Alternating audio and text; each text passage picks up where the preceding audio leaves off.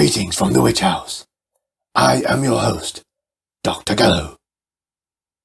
It's always election time somewhere. I imagine at times it must feel like you're voting for the lesser of two evils. But believe me, there's much worse out there than what you lot have to offer. Like me. Tonight's terrifying tale takes us to a place somewhat south of heaven to see how things are done down there when it's time for a change. Enjoy.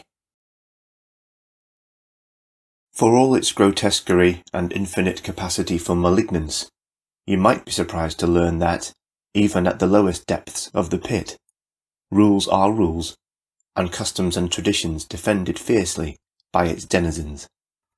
Not so shocking, perhaps, when considering the minutiae of any and all rituals one might come across, and their minuscule margin for error, and the very grave potential consequences of performing such rites with even the slightest inaccuracy.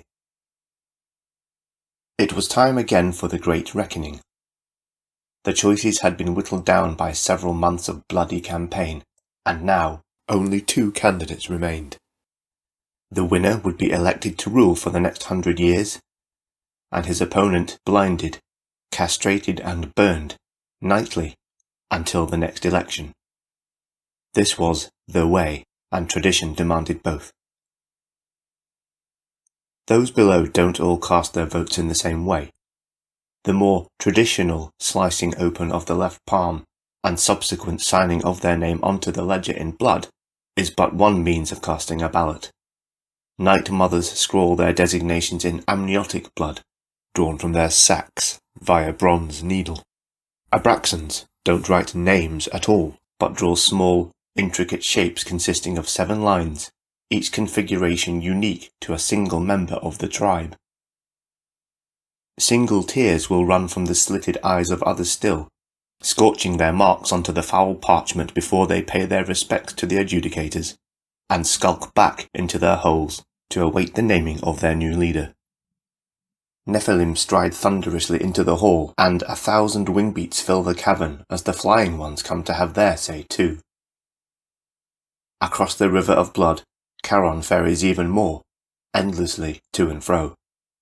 From every dark corner of the underworld the fallen crawl, slither, howl and screech their way to the altars, and line the filthy streets for miles, waiting for their turn. The souls of poisoners and bloodletters continue their penance, oblivious. Their pain is eternal, and more trifling than the politics beyond their pens. From somewhere far yet near, the Shadow King watches from his skin-bone throne, as hell elects.